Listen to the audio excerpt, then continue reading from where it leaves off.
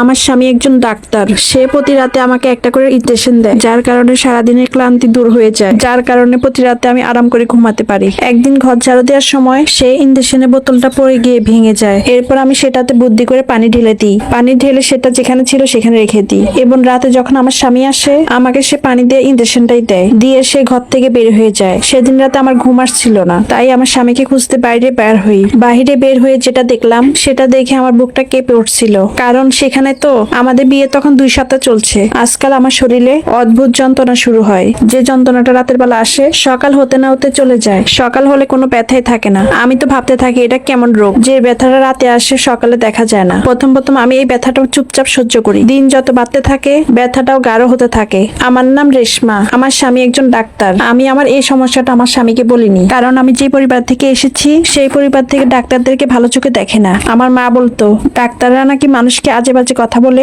বাজে রকমের কেমিক্যাল খাওয়ায়। আমরা এইসব ডাক্তার মাক্তার বিশ্বাস করতাম না। আমরা যেগুলো বিশ্বাস করতাম তাবিজ, তোমার বনাজি ওষুধ, লতা পাতা এইসব, যার কারণে আমার স্বামীকে জানাই নাই। আমার মা তো কোনোদিন ডাক্তারের কাছে বিয়ে দিতে চায় নাই, কিন্তু আমার স্বামীর অনেক টাকা ছিল, যার কারণে আমার মা বিয়েতে রাজি হয়েছিল। বিয়ের কিছুদিন তো ভালোই ছিল, হঠাৎ একদিন আমার যে মনে একটা যন্ত্রণা শুরু হলো। আস্তে আস্তে সেই ব্যথাটা বাড়তেই থাকলো। দিনের বেলা তো কোনো ব্যথাই নেই, সারাদিন আমি সুস্থই থাকি। বিকেল থেকে আমার ব্যথা শুরু হয়, আমি উঠে পর্যন্ত দাঁড়াতে পারি না। আমার স্বামী একজন খুব ভালো মানুষ ছিল, সে আমার খুব খেয়াল রাখতো। সে আড়াল থেকে আমাকে নজরে রাখতো। মাঝে মাঝে তাকে জিজ্ঞাসা করতাম, তুমি আমাকে এভাবে নজরে রাখো কেন? সে বলল, আমি তোমাকে অনেক ভালোবাসি, আর এই ভালোবাসা তোমার প্রতি আমার নজর সরাতে দেয় না। যখন আমি তোমার সামনে থাকি না তখনও তোমার প্রতি আমার নজর থাকে। আমার স্বামীর এমন একটা কথা শুনে নিজেকে অনেক ভাগ্যবান মনে করতাম। একদিন আমার স্বামী আমার কাছে আসে আর এসে আমাকে বলে, আমি জানি রাতে তোমার শরীরে প্রচন্ড ব্যথা করে, তুমি একদম টেনশন করো না, এটা ঠিক হয়ে যাবে। আমি তো এই কথা শুনে অবাক হয়ে গেলাম। আমার শরীরের ব্যথা সে কিভাবে জানলো? আমার শরীরের ব্যথা তো শুধু আমার মাকে বলেছি, আর কাউকে তো বলিনি। সে আমাকে বলে, তুমি একদম ভয় পাবা না, আমি তোমার চিকিৎসা করব,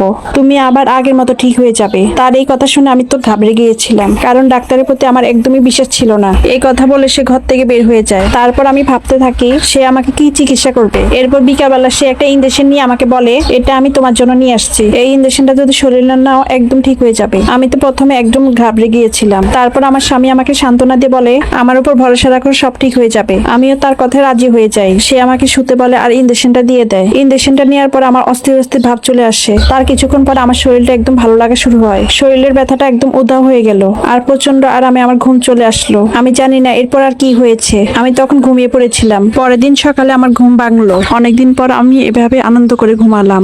এই যন্ত্রণার জন্য আমি অনেকদিন ঘুমাতে পারিনি। আমি উঠে নামাজ পড়লাম আর আল্লাহকে ধন্যবাদ দিলাম যে ইনজেকশনটা নিলাম সেটা তো খারাপ কিছু হয় নাই, আমি সুস্থ আছি। সকালে আমার স্বামী এসে বলে, আমি কেমন আছি? আমি তাকে বলি, অনেকটা ভালো আছি। তখন সে বলে, প্রতিদিন রাতে নাকি সে আমাকে ইনজেকশন দিবে, আর আমাকে এটাও বলে ইনজেকশন না নিয়ে জানি ঘুমাতে না যাই। আমিও মাথা নাড়লাম। এরপর থেকে প্রতি রাতে সে আমাকে একটা করে ইনজেকশন দিত আর আমার শরীরের থেকে সমস্ত ব্যথা চলে যেত। আমিও আরাম করে ঘুমাতাম।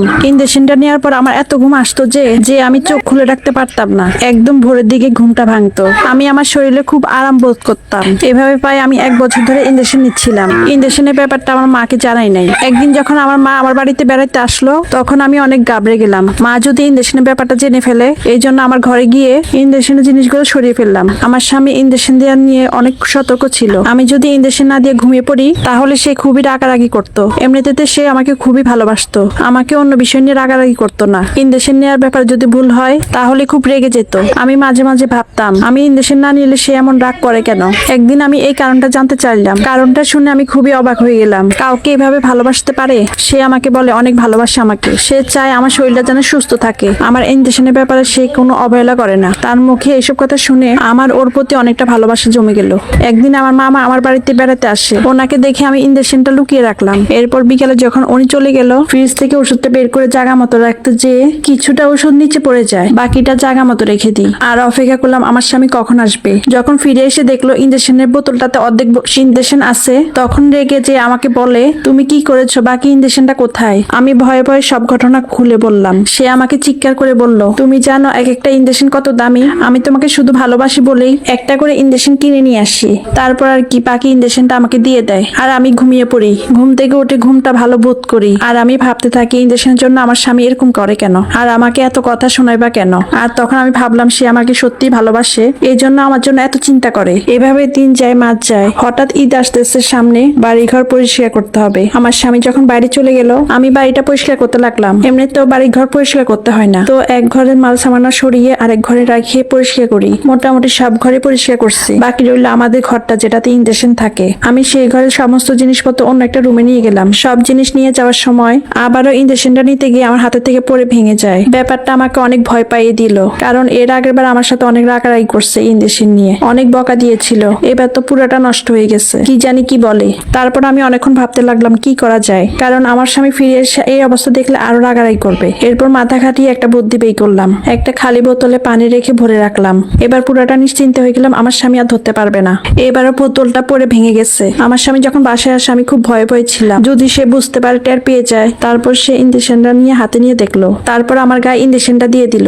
আমি তখন নিশ্চিত হলাম যে আমার স্বামী কিছুই বুঝতে পারেনি। তারপর আমি ঘুমাতে চেষ্টা করি, কিন্তু আমার আজ আর ঘুম আসছে না। আমি চিন্তা করতেছি কেন আমার ঘুমটা আসতেছে না। প্রতিদিনে তো আমি ইঞ্জেকশন নেওয়ার পর পরে ঘুমিয়ে যেতাম। আমি চোখ বন্ধ করে ঘুমিয়েছিলাম যাতে ঘুমটা তাড়াতাড়ি চলে আসে, কিন্তু কোনোভাবে ঘুমটা আসতেছে না। মাঝরাতে যখন আমার স্বামী ঘরে আমাকে একা রেখে সে বাইরে চলে যায়, আমি ভাবতে লাগলাম সে কোথায় গেল। মনে হলো হয়তোবা বাথরুমে গেল। অনেকক্ষণ অপেক্ষা করার পর দেখলাম সে আসতেছে না। তখন আমি ঘর থেকে বেরিয়ে গেলাম তাকে খোঁজার জন্য। যখন আমি বাইরে এলাম, যে দেখি বাইরে কেউ নেই, তাকে জোরে জোরে বারবার ডাকলাম, সে কোনো সাড়া দিল না। আমি আবার অনেক চিন্তিত হয়ে আবার ঘরে চলে এলাম। ভোর 5টার দিকে আমার স্বামী আমার ঘরে আসে। আমি ঘুমানোর ভান করেছিলাম যাতে টের না পায়। পরের দিন সারাদিন আমি খুবই টেনশনে ছিলাম। বাড়ির পাশে আমার বন্ধু বাড়ি ছিল, তাকে সব ঘটনা খুলে বললাম। সে আমার কথাগুলো শুনে এই ব্যাপারে নিশ্চিত যে তোর স্বামী তোকে যে ইঞ্জেকশনটা দেয় সেটা ঘুমের ইঞ্জেকশন ছিল।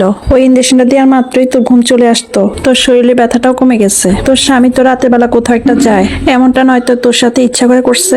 বন্ধুর কথা শুনে এটা মানতে নারাজ হলাম আর তার সাথে ঝগড়া করে বাড়িতে চলে আসলাম। আপনারা যদি দ্বিতীয় পার্টটা চান কমেন্টে বলুন। তো আজকের পর্বটা এতটুকুই, ভালো থাকবেন।